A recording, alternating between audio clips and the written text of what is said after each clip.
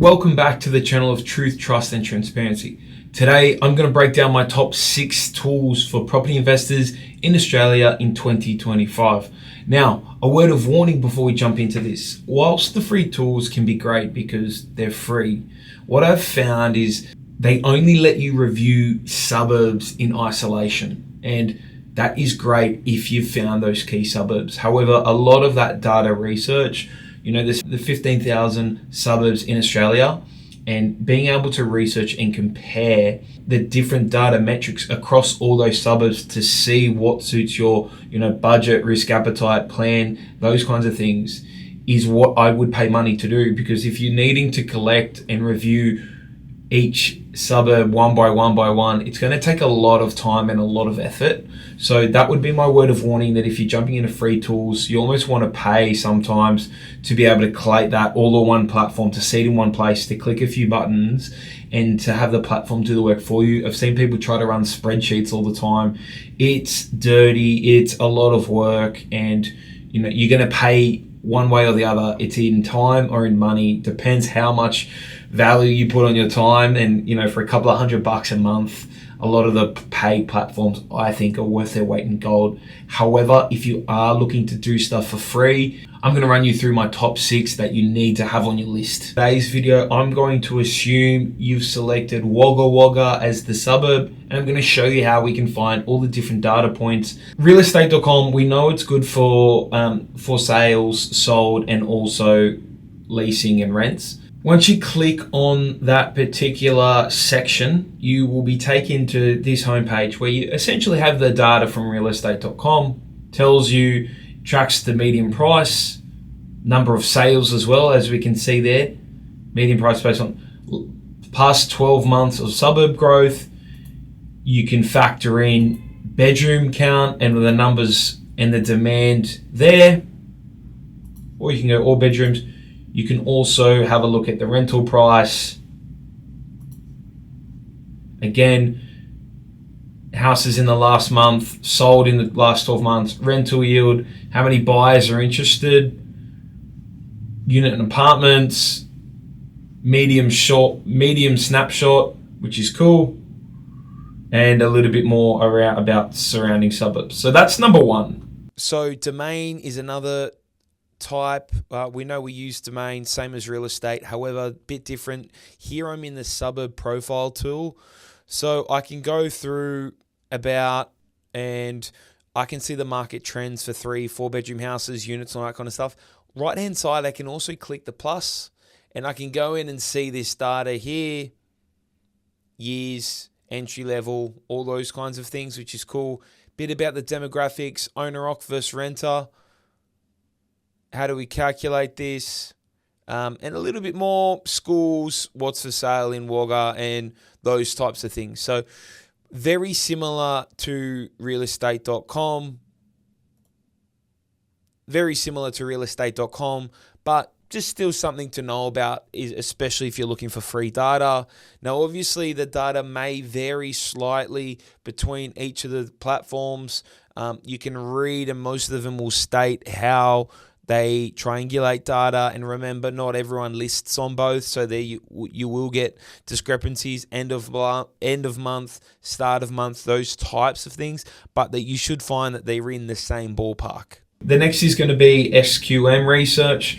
So what I'm going to do here is I go to sqmresearch.com.au. I'm going to type in Wagga after I've clicked on the property tab, which is up here.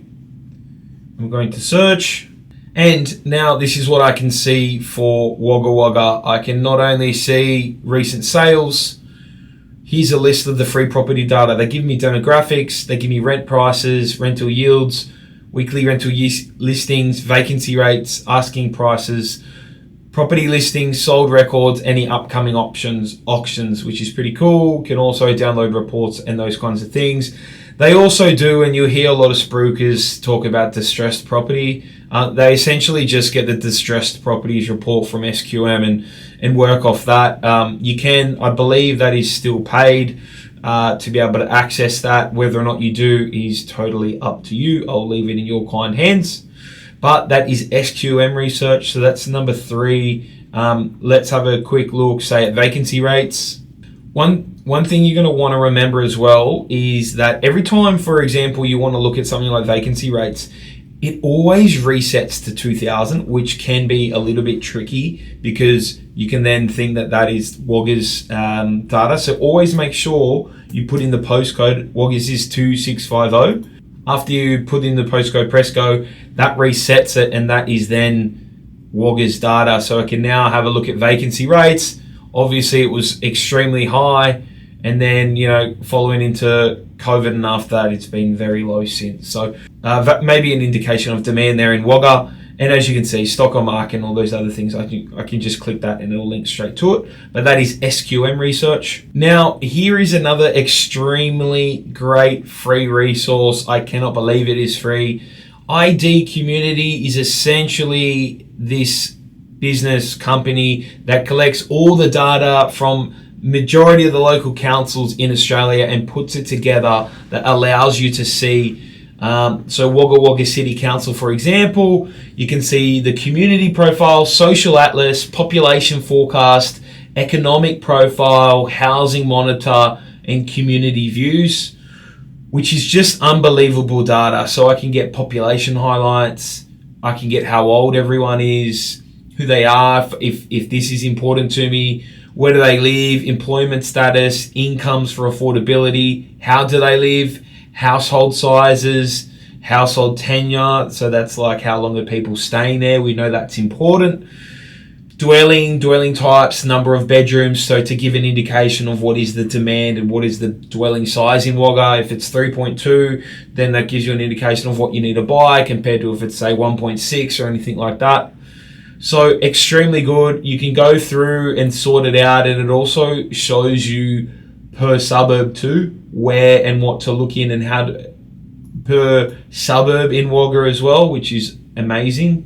Another great function, which you've probably seen in some of my suburb research videos and my deal review videos, is the social atlas. So I can select here housing tenure, rent, social housing type, and this will tell me where in Wagga Wagga the highest pockets of social housing are. Again, obviously, not all social housing is bad, but if as an investor I can avoid those pockets, I will then decrease my chances of, finding tenants that may be antisocial or there being any antisocial behavior locally. Buyers agents don't really check this one, but like, for example, these pockets here are 50% social housing. Mount Austin, this particular one here, 42, and down at Tollend, 54%. So it's a great example to see where the public housing pockets are in that suburb that you're looking at. Again, you can go through and see all different sorts of things, education, diversity, households, and all that kind of stuff to see if there's any really good pockets of that suburb that you wouldn't necessarily get from your property manager, or maybe before you've even called your property manager. Now, another tab up the top is the population forecast. Now, this is obviously important as property investors, where you can see where the forecasted dwellings and development map is, again, per suburb, where they're going to be appearing, and again, population and age structure, household types, those sorts of things. You can also dig into economic profile, which I'll jump into now. And this is, for example, economic profile, where I can go through and see very important things such as GRP, population, jobs, employed residents, businesses, all those kinds of stuff, what the largest industry is by employment, and where is it, for example, where's the concentration. So I just think this tool is absolutely phenomenal, criminal that it is for free, and you should definitely check it out. And housing monitor, housing demand, again for Wagga Wagga. I mean, it's all here for you guys. You can see what that housing projection is. So for example, 2026 to 2031, 5 years, they need an extra 3,000 odd dwellings. What are the building approvals like? Is there enough being built? That's the question you got to ask. Housing supply, housing consumption, just a bunch. They have everything here that you guys would need. Affordability, where is affordable housing available to buy? all the affordable housing need, housing stress, market, everything on here. So if you take away one thing from today, it's going to be this website. The next website is going to be the ABS, Australian Bureau of Statistics. Now, obviously, you can follow my path here: home census, find census data, search census data, and obviously we're waiting for the 2026 census to come out. However, for now, I can go through, as you can see, in Wagga, and I can get all that total breakdown of everyone in Wagga, what their education is, cultural diversity, income and work, how many hours they're working, what's their occupation, everything in here. Again, this is an extremely good free resource. You can export it and keep it yourself. Great resource, especially for comparing, just finding out who that person is, who those type of people are. Last but not least is going to be this platform called Mosaic by McCone.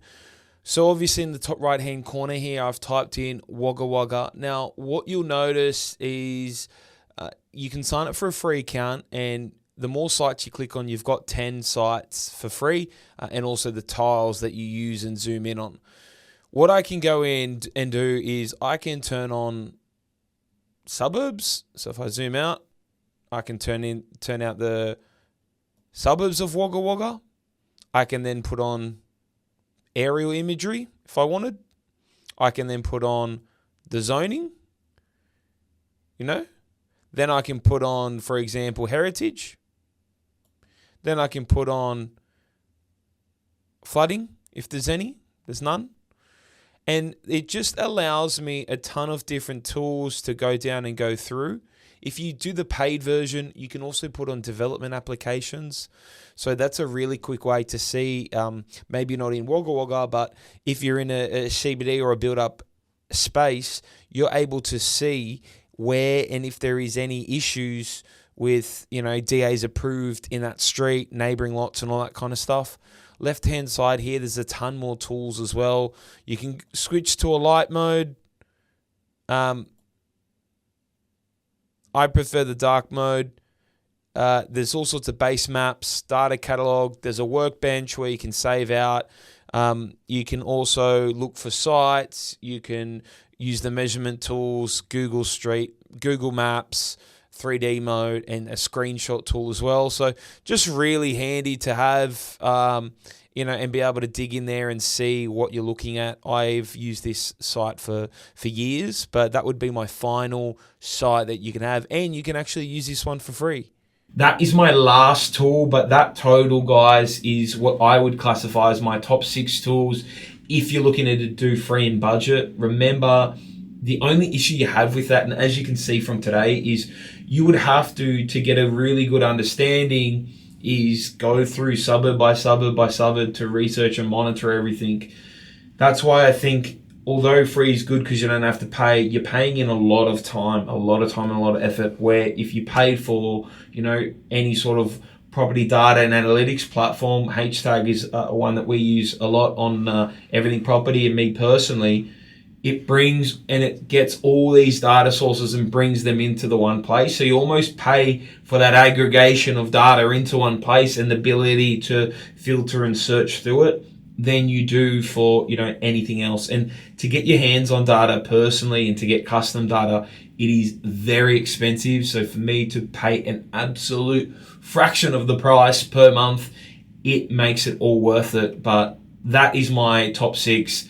Let me know in the comments if you've got any questions or thoughts. Happy to help you guys out. And as always, I'll see you tomorrow.